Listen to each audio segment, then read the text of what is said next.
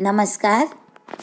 IIT संलग्न college SRSM Billimora की मैं तालीमार्थी पांडे रश्मि एक बार फिर से आपका हार्दिक स्वागत करती हूँ। तो आज मैं आपके समक्ष तत्पुरुष समास के बारे में, उसकी विशिष्टताओं के बारे में, उसके उदाहरण के बारे में तथा उसके प्रकार के बारे में आपके सामने चर्चा करूँगी। तो देखते हैं तत्पुरुष समास का अर्थ। तो समास के दोनों पद के बीच में कारक की विभक्ति का संबंध हो तब वो तत्पुरुष समास कहा जाता है, जहाँ दूसरा शब्द प्रधान होता है जबकि पहले शब्द की विभक्ति का लोप हुआ मालूम पड़ता है। तो इसे तत्पुरुष समास के तौर पे जाना जाता है। उसके उदाहरण देखते हैं। तो राजपुत्र, यहाँ राजपुत्र समास का विग्रह करा जाए तो राज पूर्व पद और पुत्र उत्तर पद होगा, जहाँ राजा का पुत्र यहाँ सामासिक शब्द का विभक्ति से जो कारक विभक्ति का रूप है उससे अलग हुआ मालूम पड़ता है। अन्य उदाहरण देखते हैं। जलमग्न, यहाँ जलमग्न समास का विग्रह करने पर जल और मग्न ऐसे पूर्व और उत्तर पद अलग पड़ेंगे, जहाँ दोनों के बीच में कारक विभक्ति में का लोप हुआ मालूम पड़ता है। यहाँ जलमग्न तत्पुरुष समास कहा जाएगा। अब देखते हैं अन्य उदाहरण, जैसे कि राजपुत्र ने अपना वचन निभाया। यहाँ राजपुत्र समास का विग्रह करने पर दो सामासिक शब्द राज और पुत्र का कारक विभक्ति से अलग पड़े हुए हैं। इसका मतलब का कारक विभक्ति का यहाँ लोप हुआ मालूम पड़ता है। अन्य उदाहरण देखें तो देवी मुंडमाला पहने हुए थी।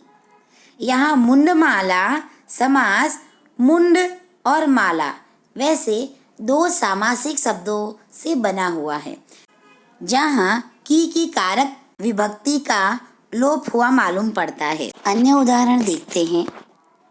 सुख प्राप्त व्यक्ति कब किसी की परवाह करता है। यहाँ समास का विग्रह करने पर सुख पूर्व पद और प्राप्त उत्तर पद बनता है, जहाँ को कारक विभक्ति का लोप हुआ मालूम पड़ता है। अन्य उदाहरण देखिए तो मुनि ध्यान मग्न थे। यहाँ ध्यान मग्न समास में ध्यान और मग्न सामासिक शब्द होते हैं, जहाँ में कारक विभक्ति का लोप हुआ मालूम पड़ता है। अब देखते हैं तत्पुरुष समास के प्रकार। तो तत्पुरुष समास के 10 प्रकार हैं, जिसको हम बारी बारी से देखेंगे। तो प्रथम देखते हैं कर्म तत्पुरुष समास, जिसमें को विभक्ति का लोप होता है। तो दो शब्दों के बीच में कर्म कारक का को प्रत्यय छिपा हुआ होता है या लोप होता है, तब वह कर्म तत्पुरुष समास कहा जाता है। उदाहरण के तौर पे देखें तो समूहगत, जिसका अर्थ होगा समूह को गत। अन्य उदाहरण देखें तो स्वर्ग प्राप्ति, मतलब कि स्वर्ग को प्राप्त। यहाँ दोनों उदाहरणों में को शब्द का पूर्व पद और उत्तर पद के बीच में लोप हुआ मालूम होता है। मतलब ये दोनों उदाहरण कर्म तत्पुरुष समास के मालूम पड़ते हैं। उसके बाद देखते हैं करण तत्पुरुष समास। यहाँ दो शब्द जो सामासिक शब्द होते हैं उनके बीच में करण कारक, मतलब कि से प्रत्यय का लोप हुआ होता है। उदाहरण के तौर पे देखें तो प्रेम मुग्ध, प्रेम से मुग्ध। तो अन्य उदाहरण देखते हैं मंत्र मुग्ध, मंत्र से मुग्ध। यहाँ दोनों सामासिक शब्द से शब्द से जुड़े हुए हैं, मतलब कि यहाँ से शब्द का लोप हुआ मालूम पड़ता है, जो करण तत्पुरुष समास का उदाहरण होगा। उसके बाद देखते हैं संप्रदान तत्पुरुष समास। यहाँ जिन सामासिक शब्दों में संप्रदान कारक का के लिए प्रत्यय छिपा हुआ होता है तब उन समास को हम संप्रदान तत्पुरुष समास कहेंगे। उदाहरण के तौर पे देखें तो विद्यालय, विद्या के लिए आलय। अन्य उदाहरण देखें तो देशभक्त, देश के लिए भक्ति। यहाँ दोनों उदाहरणों में सामासिक शब्द एक दूसरे से संप्रदान कारक का के लिए प्रत्यय से जुड़े हुए थे, इसीलिए ये दोनों ही उदाहरण संप्रदान तत्पुरुष समास के होंगे। अब देखते हैं अपादान तत्पुरुष समास के बारे में। तो जिन सामासिक शब्दों में अपादान कारक का से प्रत्यय छिपा हुआ होता है तो उन समास को हम अपादान तत्पुरुष समास कहेंगे। उदाहरण देखते हैं उसके। तो पथभ्रष्ट समास का विग्रह करने पर मिलते दोनों सामासिक शब्द पथ और भ्रष्ट से शब्द से अलग पड़ता है, मतलब यहाँ से अपादान कारक है, इसीलिए यह उदाहरण अपादान तत्पुरुष समास का होता है। अन्य उदाहरण देखते हैं अपादान तत्पुरुष समास का। तो धर्म विमुख, यहाँ समास का विग्रह करने पर मिलते दोनों सामासिक शब्द धर्म और विमुख दोनों शब्दों के बीच से प्रत्यय का लोप हुआ मालूम पड़ता है, जो अपादान विभक्ति कारक है। तो इसके आगे देखते हैं संबंध तत्पुरुष समास।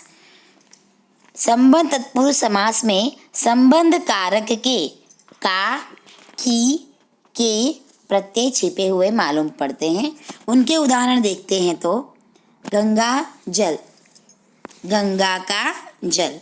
अन्य उदाहरण देखिए तो पुष्प वृष्टि, तो पुष्प की वृष्टि। यहाँ दोनों उदाहरणों में दोनों सामासिक शब्दों के बीच संबंध कारक मतलब के का, की, के प्रत्यय का लोप होता है, मतलब ये दोनों उदाहरण संबंध तत्पुरुष समास के बनते हैं।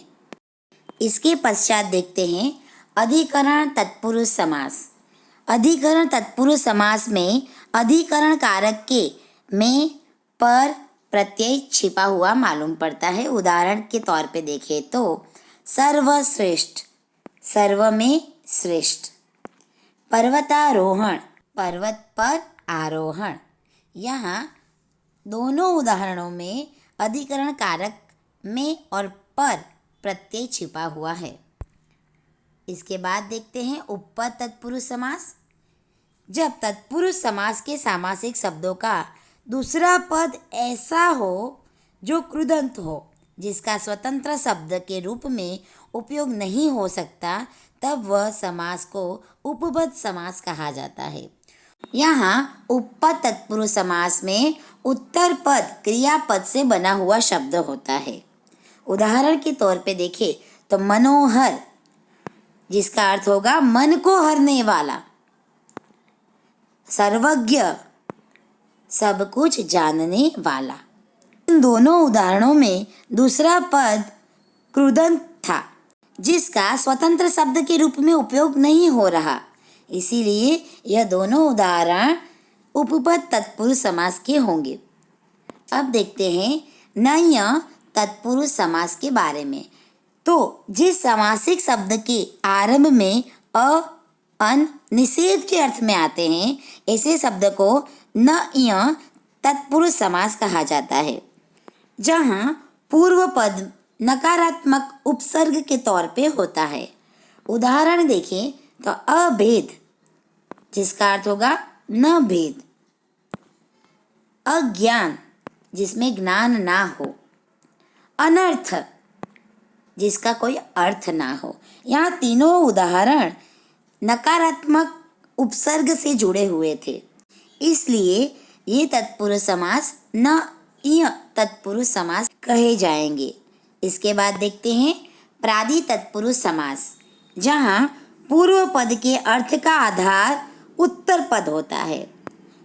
पहले पद में कु, प्र, अति, परा आदि उपसर्ग जुड़े हुए होते हैं। उदाहरण देखें तो कुटेव, जिसका अर्थ होगा खराब टेव। प्रख्यात, विशेष ख्यात नाम। अब देखते हैं एक देशी तत्पुरुष समास के बारे में। तो इस समास में पहला पद दूसरे पद का ही एक भाग होता है। दोनों पद के बीच विभक्ति के प्रत्यय से जुड़े हुए होते हैं, पर पहला पद दूसरे पद का कुछ भाग का ही सूचन करता है।